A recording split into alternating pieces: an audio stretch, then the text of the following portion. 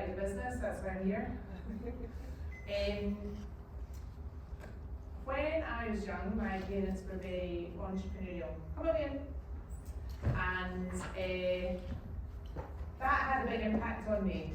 So when I was 12, one of the businesses we were running, a printing business, ran out of cash, and we were bankrupt. We had no money left. And bankruptcy in the 80s, because I am old, meant you lost everything. You lost your house, the cars, we had a caravan that went too, which was quite devastating. The bank even took the savings funds that my parents had set up for my sister and I, so we were destitute. And you know, at 12, that's quite a big thing. I had to leave high school in Cumbernauld, and we moved to the rented house in Stirling. And that's why I always said I'm never starting a business, because it really, you know, at 12, to lose everything is a big thing. And then roll forward a few years, I had gone off to Edinburgh to do an HND in business studies. And mum and dad had got a job after they were bankrupt, and then they had another madcap idea to start a business. And they bought a hotel in Fife. And I finished my HND and I went to live with them, and I had a job, but I used to work in the hotel for my digs. So I'd be working at night after I finished work, and I'd be working at weekends. And that led me to say, I'm never ever going to run a hotel. It's really hard work. Hospitality is really hard work. But I mean, owner-managed hospitality is really hard work. So how do you get from these two statements to Crichton? So Crichton's mission was to bring big chain technology to the independent hotel sector. And that was because everything that you want to offer in a digital guest journey is a different software solution. So if you want a guest to be able to check in, if you want a guest to be able to open the door using their phone, if you want a guest to order room service, you want a guest to check out or chat to the hotel, multiple different systems. And we aggregated all of those systems to allow independent hotels to offer the same digital guest journey as the big chains. So, Brian asked me to speak. I'm not sure when he asked me to speak, he said it was going to be a masterclass. And so that's the question marks, because really starting a business is more like a car crash than a masterclass. And I'm certainly not going to stand here and tell you that I did everything right, because I certainly didn't. But what I'm going to share with you is how I got from those two statements to, I'm not a software developer, so let's sell the house and start a software business, which is literally what I said to my husband. And bizarrely he agreed. So a bit of background from here. I told you I already did an HND in business. I was offered the chance to do a degree at Robert Purdon, but all my pals and my boyfriend were going to Edinburgh, so I turned that down. Bear that in mind when you think about the decision making that I've made in my life. So I did my HND at Napier University, and then I got a job at Stirling University, and I was working in the Japanese Studies Department, administering their DTI Executive Diploma in Japanese Studies, which is basically lots of mid-career executives paying a shed load of money. I mean, and this would be 1990, they were paying £30,000 to learn Japanese really quickly so they could go and work in Japan for their big businesses. And so I was administering that, and that was great, you know, loads of different things to do. I learned a bit of Japanese. I learned a lot of Japanese decorum and etiquette, which is quite important. And then I was like, right, what's next? So I got a job at Heriot Watt, and that was for the Institute of Ocean Engineering. And this job involved a bit more finance, but also working with students. We were sending students up to Orkney, did a lot of diving, all that sort of thing. So it was really interesting. I was kind of, you know, you learn a job, you do a job, you move on, was kind of where it was. And then I went to work for the Institute of Chartered Foresters. And forget, when I was at Heriot University, I went back and I did my degree at night school.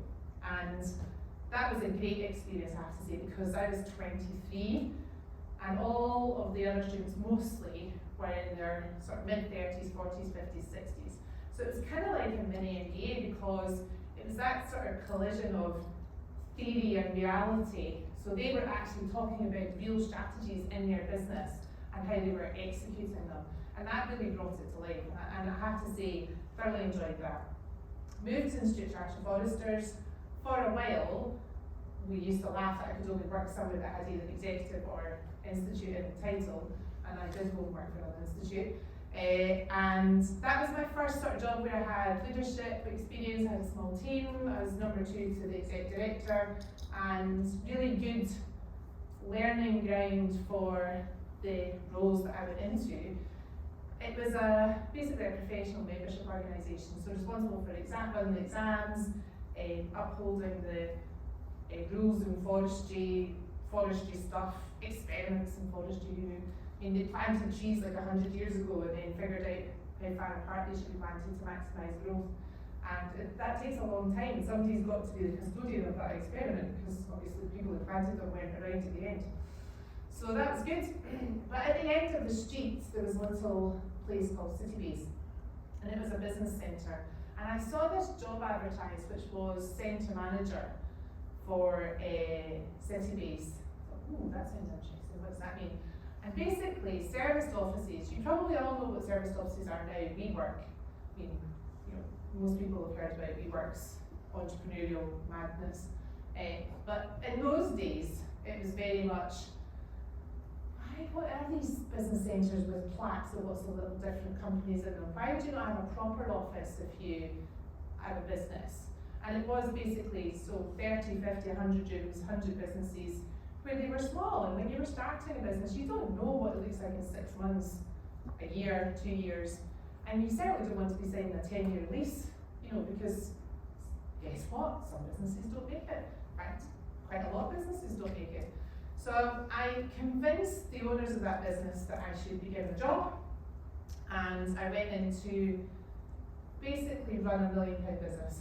It was £1 million, give or take, by the time I was done with it. And the thing I loved most about it was working with all the small businesses. And some of them were startups, and they would come in and they'd be so excited about the idea, and some of them would then grow, and some of them would die, not like the people, but the businesses.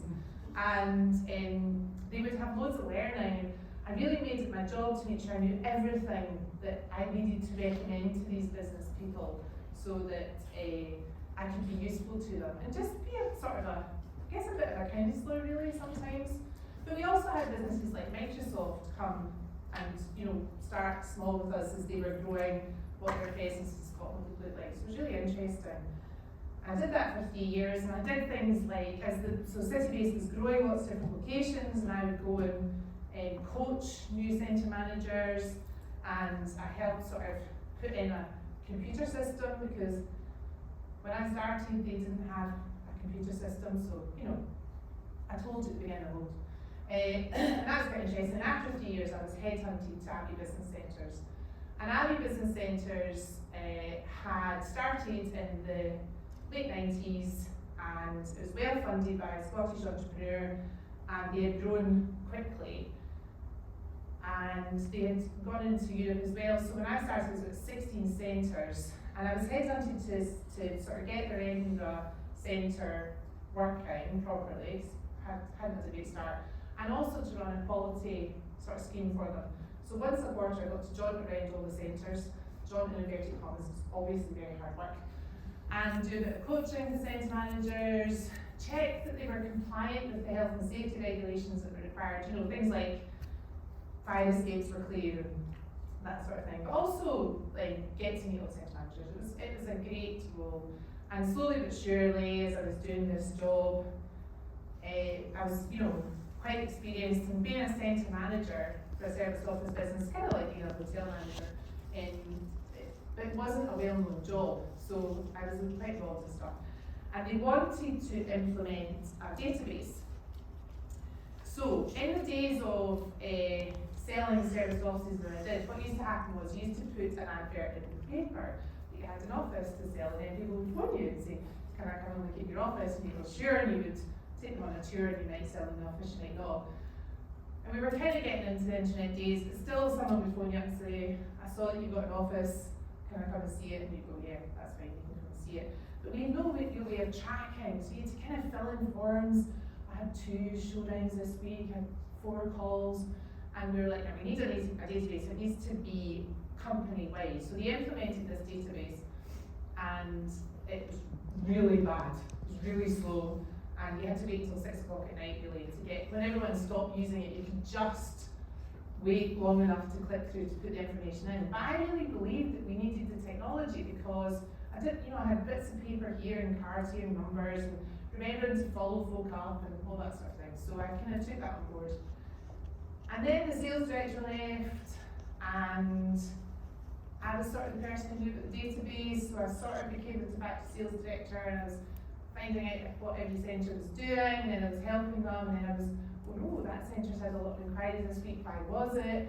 And so you sort of start getting into, I think I just sort of pitched up at the management meeting one day and was like, I'm going to tell you some stuff about what's happening in sales, and like, come in, Julie. And then I was part of the management team. And then the MD left. Now at that point, Abbey Business Centres was turning over £10 million, but it was right after the dot-com bubble. And some of you guys might have heard of the dot-com bubble. We've had lots bigger things since then, but in the early 2000s, a lot of businesses that were digital basically were overfunded and went bust.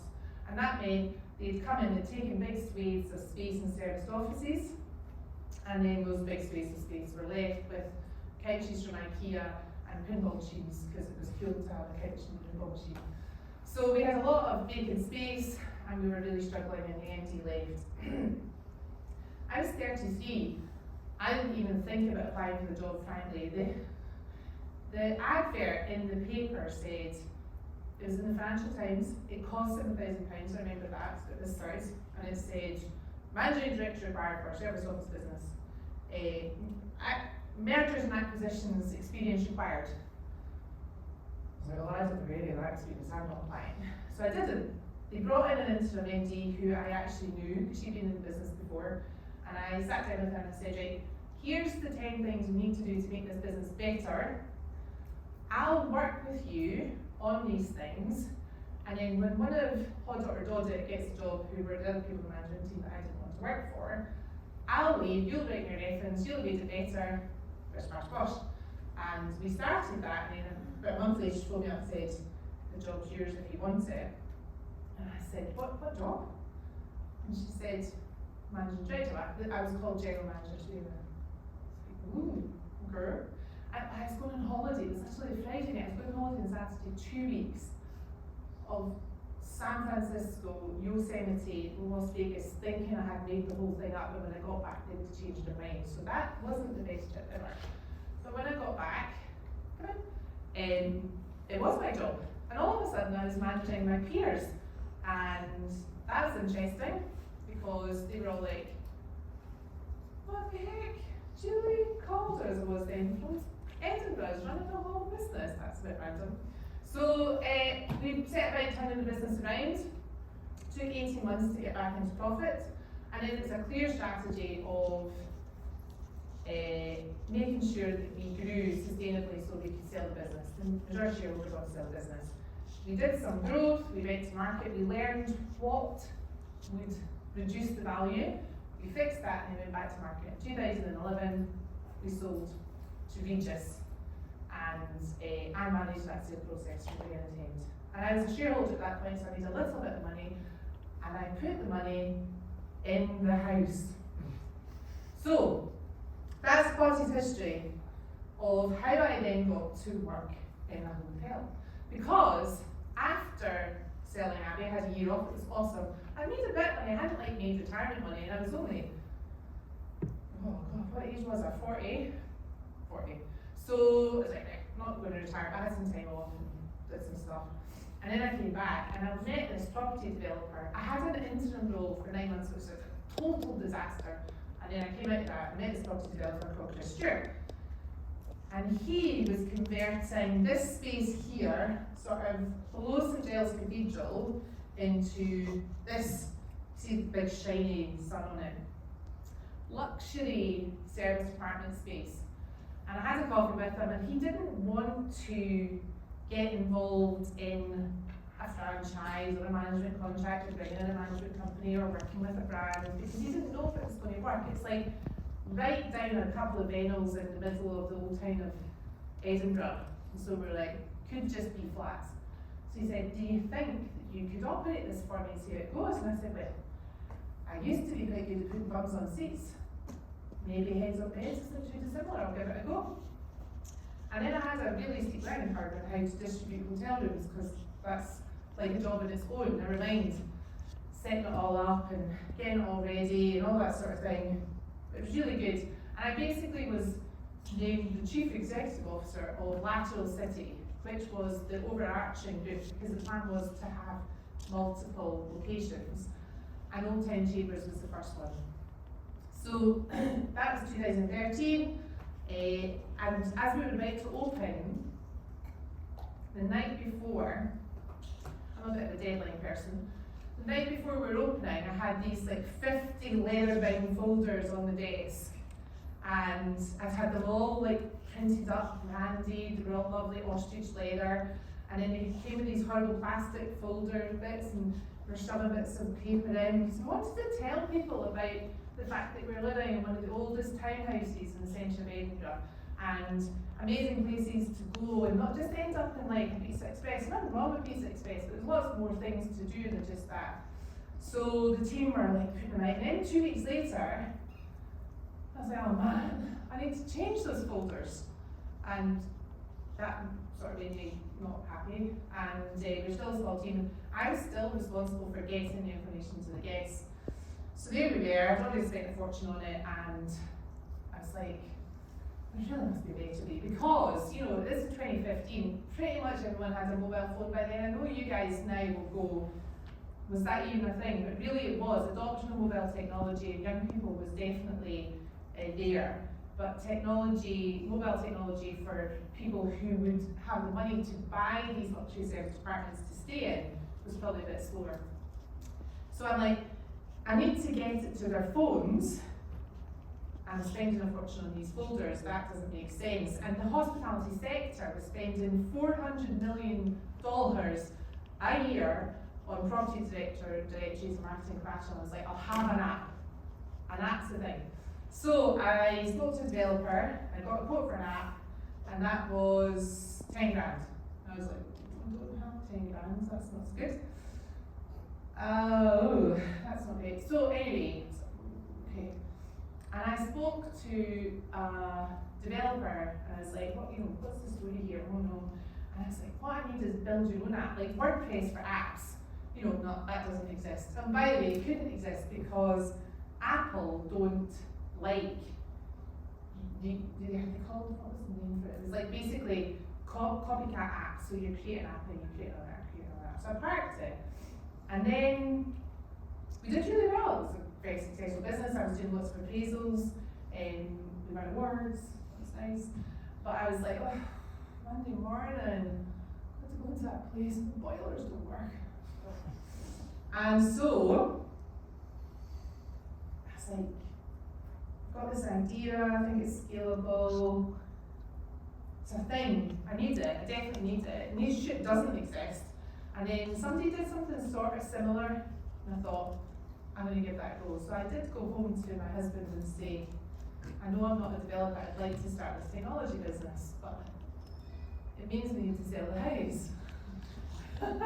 And yeah, then you've got to take the leap of faith, right? And I'm really pleased I did, but it was a gamble. We had a holiday home in Ely. I moved up to Ely, it sounded really good in the press, but I wasn't homeless. So, end of 15, I left Lateral City, and I did advertise for a co-founder. I got one application from a guy down south who wanted me to pay him 80 grand a year and have 40% of my business. And I was investing at that point £50,000, so that wasn't going to work.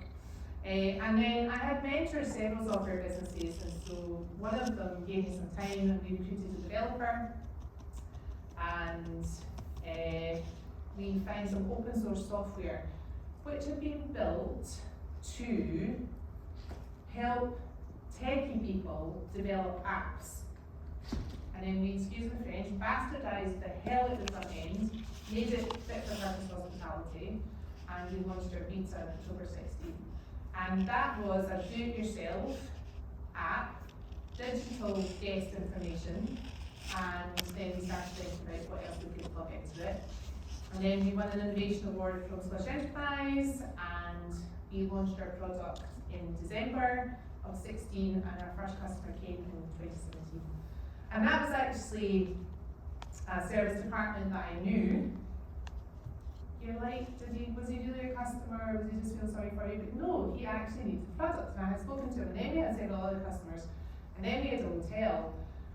And then what happened was, somebody came on, and basically we sort of fully integrated Stripe, so they could come on, they could pay, they could build an app, and they built the most amazing looking app you've ever seen. I mean, not now, but like in 2016 it looked amazing. And we were like, oh, this is a thing, this is actually a thing. And they had gone in, they had really used the system to make it look right, and then we had to publish it. And I was like, that's that. And then we were growing, and we were out, really, I said to Brian earlier, one of our strategies was to make it look like the business was more mature than we actually were, because the hospitality sector's always nervous about technology. So we did a lot of conferences and a lot of exhibitions where we would have a stand and we would be seen, and people therefore would presume that we were mature and knew what the heck we were doing. We discount, but we kind of had a view of who we were trying to get to. So in end of 17, I went to market. Well, no, actually, sort of early 17, I started speaking to people because I was needing to raise money. By that time, I had invested £150,000, and I had leveraged that with funding from Scottish Enterprise. So, I had 150 was going to run out sort of end of 17.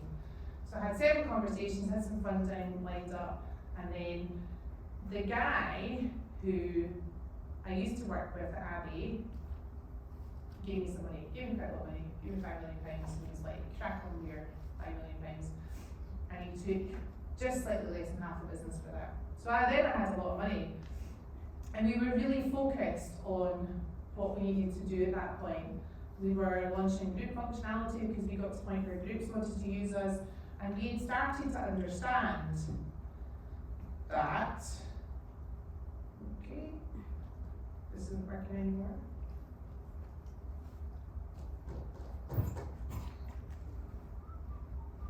That's it, I'll use this. We really understood the problem by that point, and that's definitely the thing about a startup. Sometimes the problem isn't exactly the problem you think it is when you start.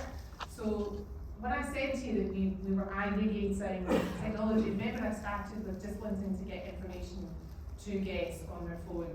But we realised actually that it's really hard to bring all those software solutions together, and you can't say to a guest, use this app to check in, use this app to order food service, use this app to chat to us, use this app to open your door, use this app to get bill.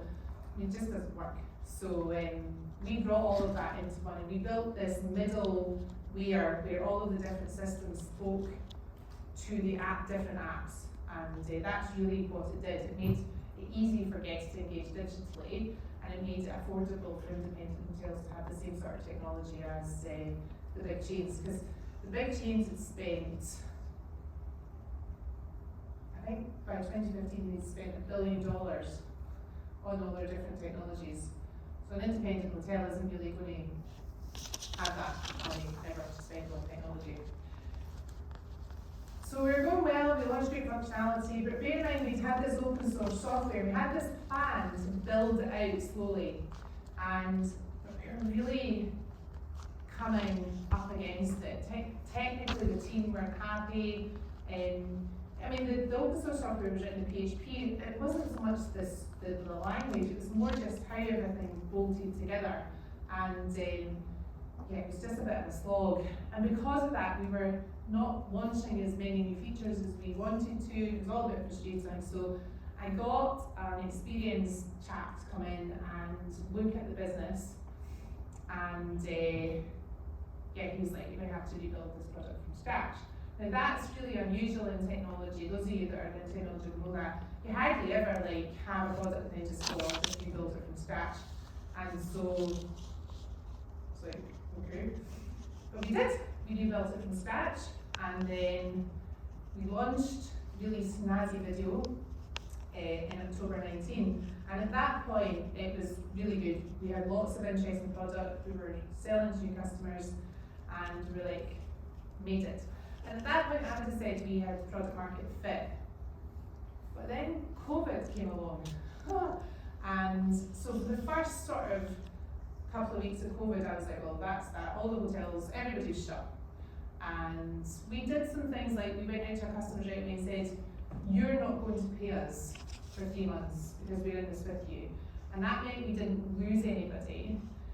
And then I had some folks starting to phone me because at that point, I think it was sort of April time, the government had started to say, you know, when it comes to the summer, we can probably get to sort of back to normal a bit outside, so the hotels were all starting to gear up.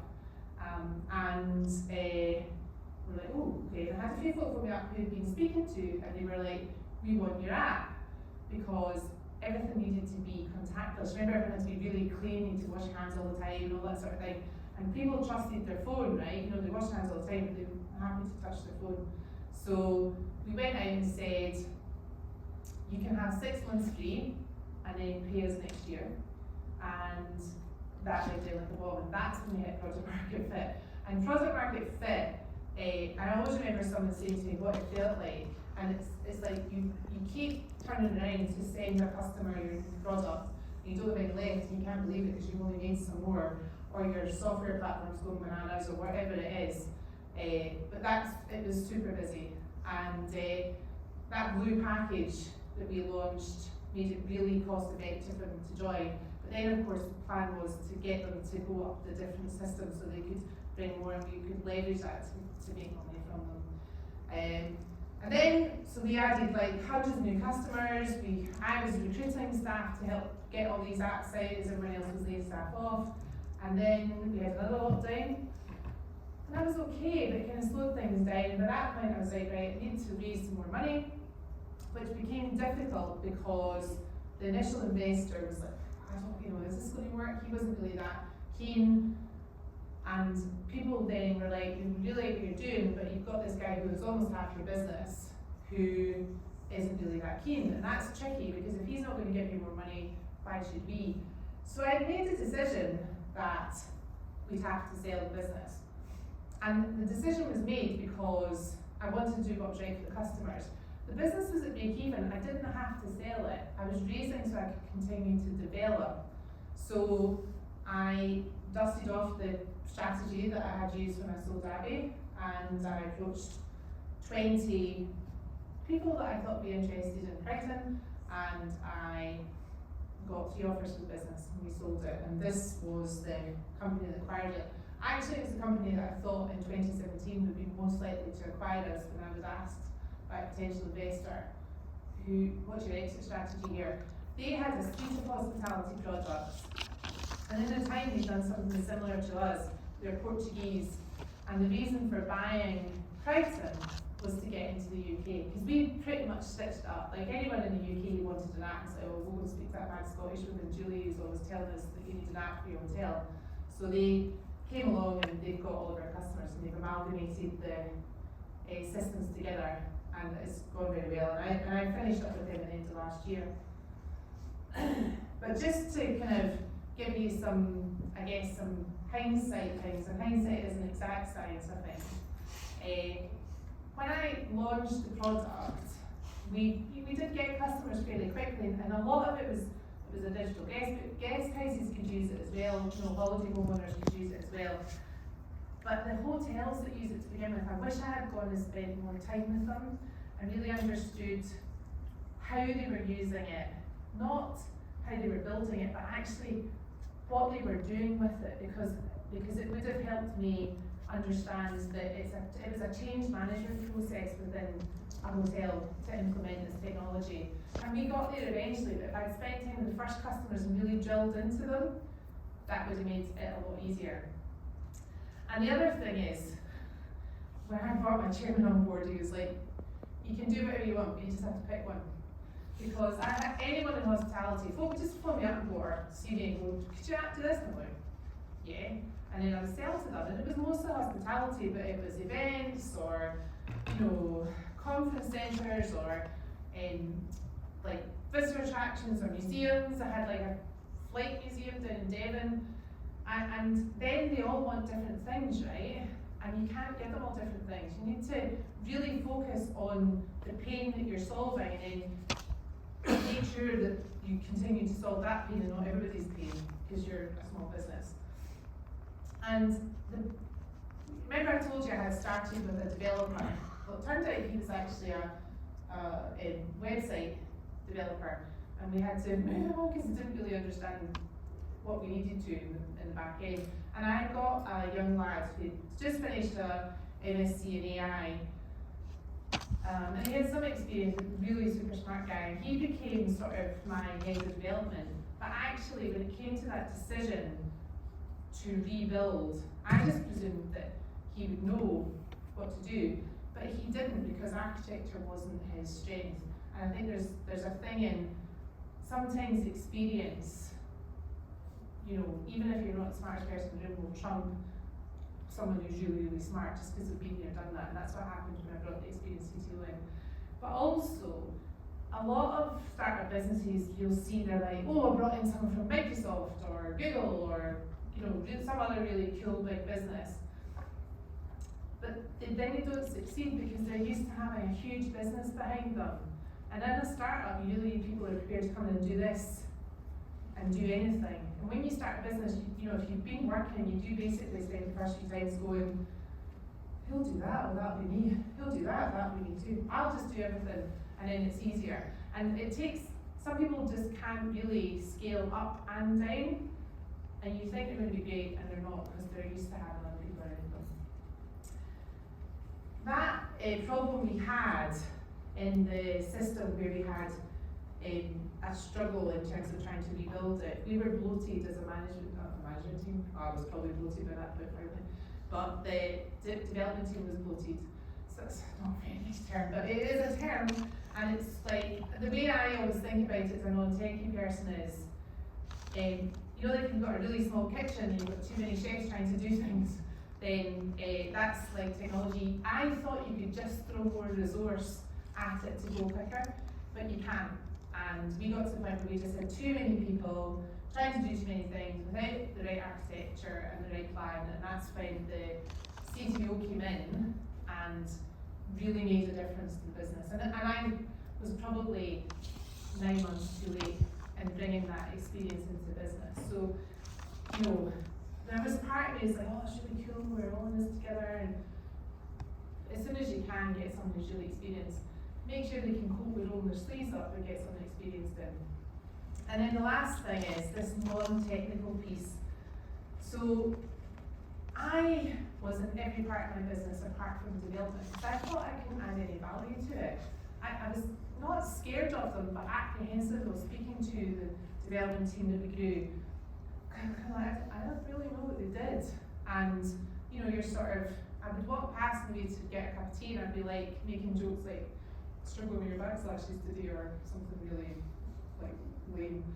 And what I realised over time is that I completely had this imposter syndrome around about what I could add to them. But actually, you don't tell your development team what to do. You tell them what you want the product to do, and then they go and find out how to solve that problem.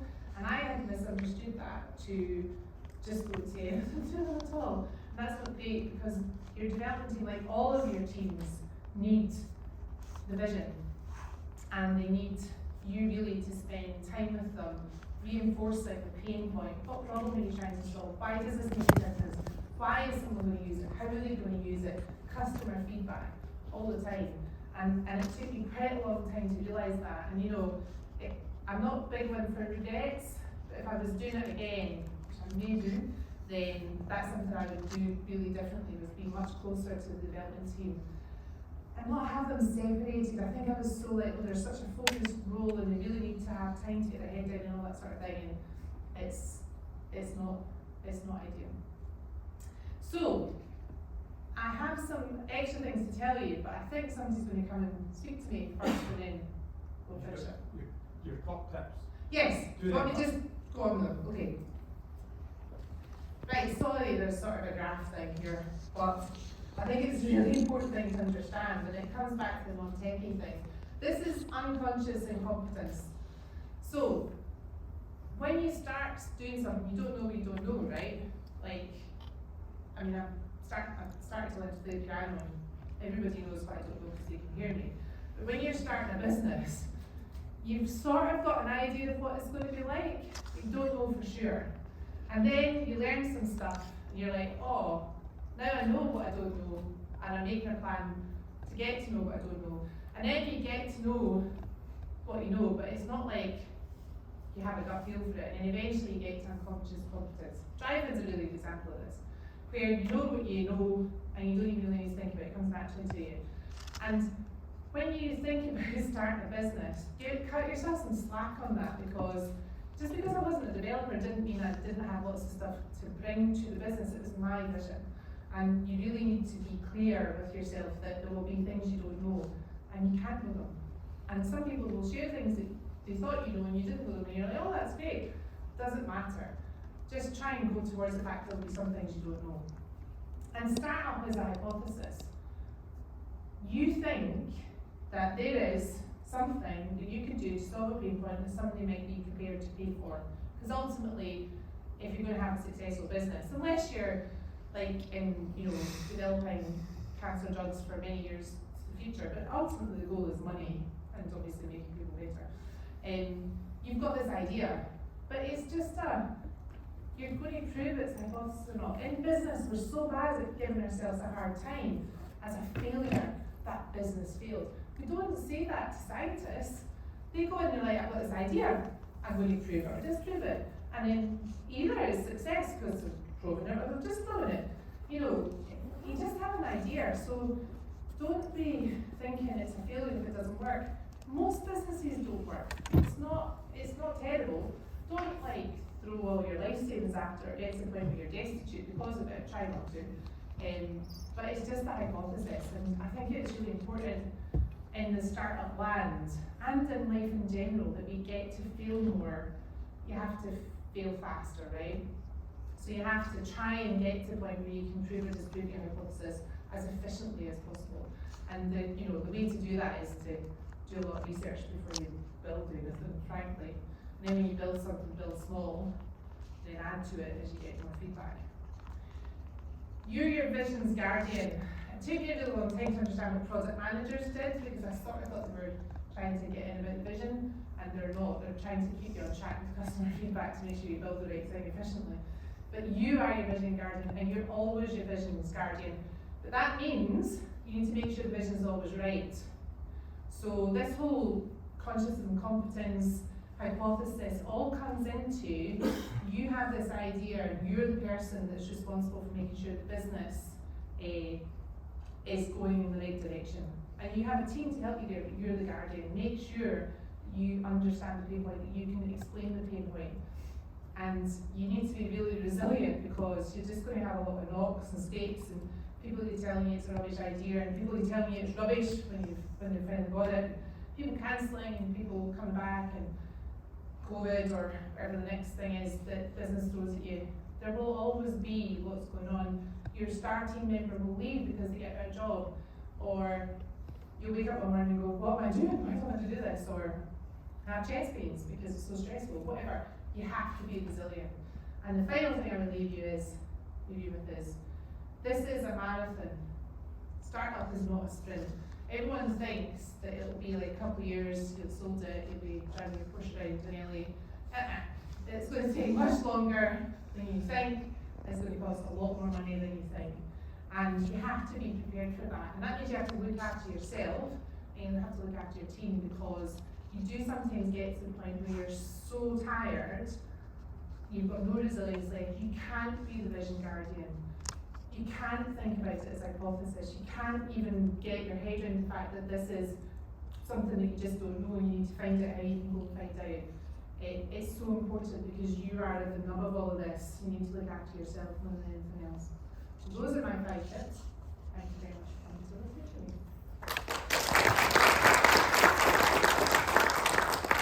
Thank you so much. We've got some time for questions, and then we'll going to bring Daniel from the School of Business to provide some closing remarks. I'll kick us off. So, quick one. Where did Crichton, the name, come from? So, no,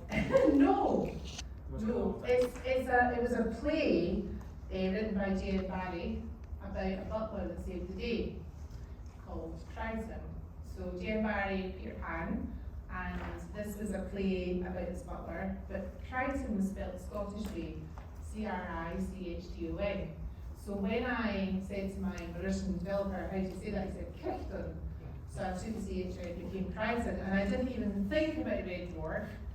I mean, I'd watched it, but I didn't think about it, and that the same genesis of the name, but not named after Red Dwarf.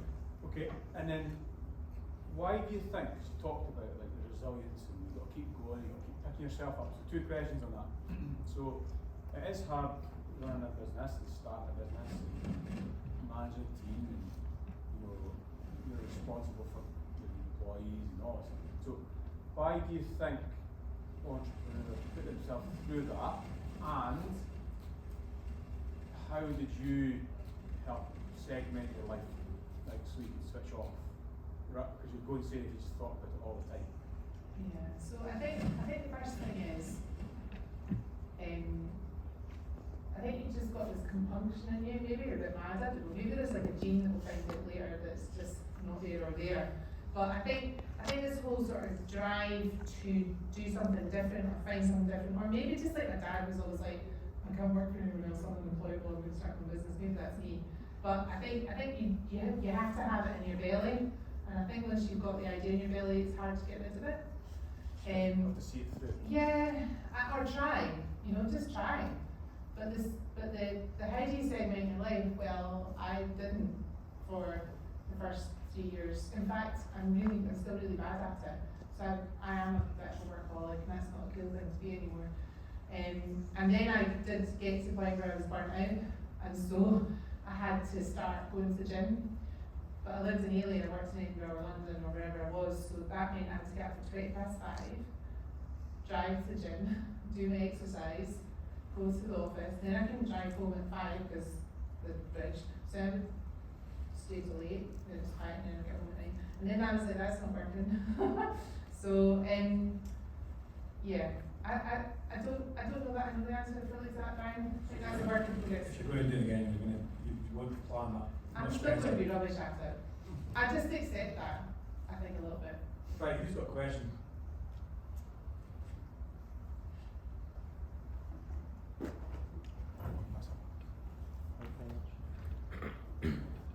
Not just in Crichton, but in your whole life professionally, how did you decipher between the tasks that you could do yourself and the tasks that you would be better off giving to someone else, whether it's to another member of staff or it being outsourced?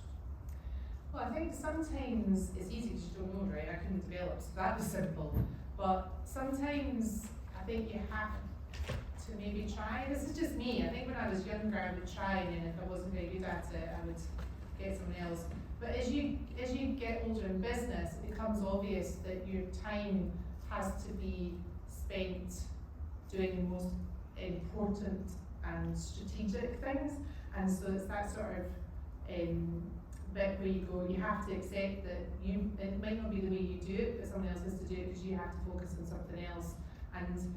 And I'm not going to say that's always obvious, because sometimes it's not, but it becomes more obvious as you do it, because you understand that you can teach someone to do that, but you probably can't teach them to do something else, and that's your job. So yeah, prioritization. So is it a top priority, and can I do it, or can I delegate it to someone else, and will I be happy with how they do that? Accepting that it might not be exactly the same way, or just I can't do that. I can't develop.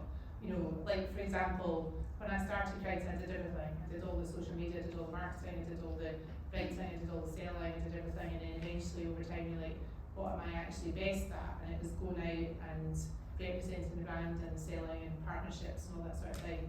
And I would leave other tasks to others. Thank you.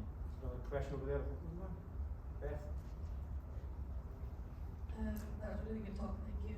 I think know you sold the business and sold it to a company that wanted to get a foothold in the UK, but would you say the market and the demand for something like this has changed significantly since COVID? And if it has, in a positive way, do you feel like you're missing out now? I think COVID changed the mindset in hospitality. So we were early doors with this technology because particularly the door opening thing, the hospitality sector was always a bit like, oh. And they were worried about what technology would do to their hospitality offering really. So that was the blocker. And then COVID meant that they had to accept it, and all of a sudden they realised that they could drive efficiencies, and not everyone wants to stand in a queue with a bag to be asked, are you here to check in? No, I'm just here for you, I'm checking in, you know. So I think there is more demand for it, and digital door keys becoming more, and the bigger chains have even more invested in it to make it a seamless guest journey. And I think COVID really made it obvious what needed to happen for that to be seamless. Do I feel like I'm missing it? I think Crichton fits very well in non-ES's product suites, and to keep going we would have had to raise some more money, and we would have had to go into the States first, and that would have been more of a slog. It'd probably be okay, but I think the product sits quite nicely as a suite of products. Do I feel like I'm missing out? Sometimes, but I say to Brian, I miss my team. I miss the sort of team environment and the sort of, you know, when you're early days and you've got your problem and you're getting your elbows out and all that. But I think also I was absolutely knackered because I basically was 10 years in a startup. The service department was a startup kind of business, and then I was Crichton, and I had no time in between to even like read or rest or anything. I was like, oh my god, this is exhausting. And also you didn't know. So at the end of 21, so sort of 21 when we were selling, we didn't know if it was going to be continual lockdowns, and the business was doing this, and then a lockdown would come, the business would do that, and people would stop paying because they didn't know whether they were going to be able to afford it, and that was mentally exhausting. So mostly if I think I'm missing it, just think of that. Anyone else? One last one then.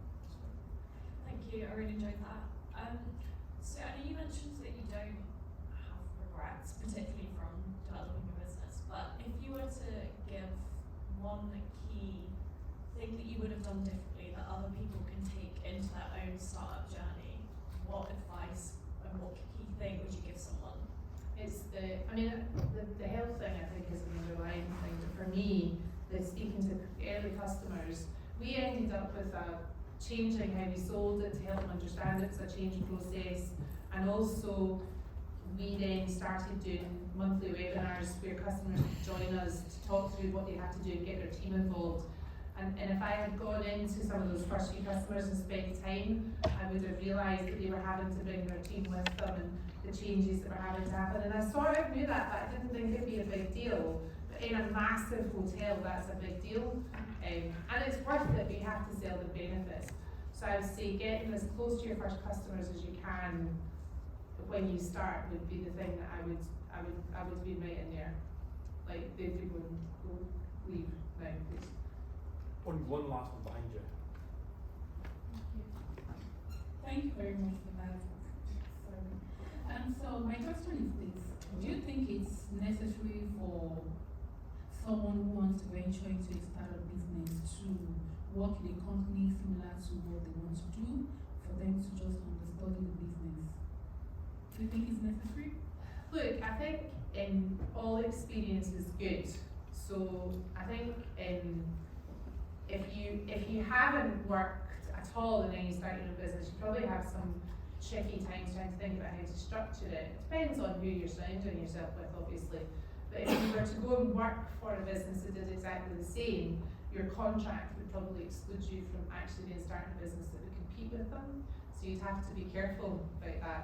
I think working in hospitality was where I had the idea for this, and I wouldn't have had the idea hadn't I worked in hospitality. So maybe I always say you have to be solving a pain, right? So you can be a vitamin or a painkiller, and it's not that there's not a great market for vitamins, because of course there's a massive market for vitamins. But if you're struggling for money, or the world changes, or cost of living, whatever, if you walk in, someone's going to buy a painkiller before they buy a vitamin, you need to know the pain that you're solving, and you need to know that it's so bad that they will not just stay with the status quo, that they will adopt your solution. So I would say working in the situation that has the pain point is better than going to work for a competitor. Great, thank you. So I'm going to invite Daniel, who's got a few comments about the make.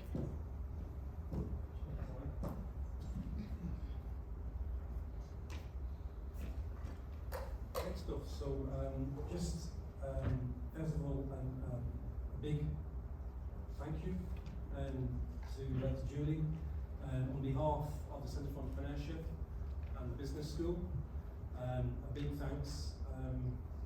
Thanks for making the time to come and speak with us, to share your story. Thanks for allowing us in.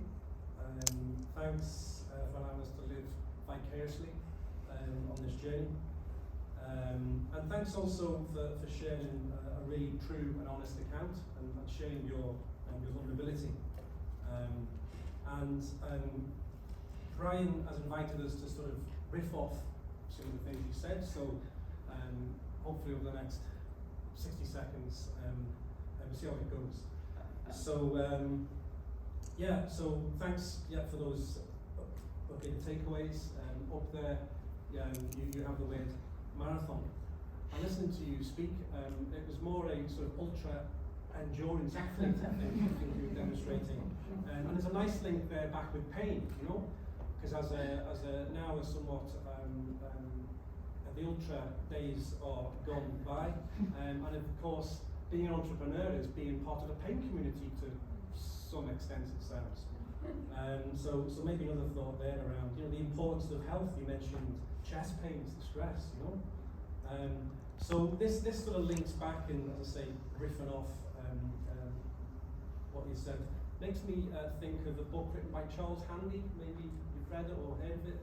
The New Alchemist, 1999.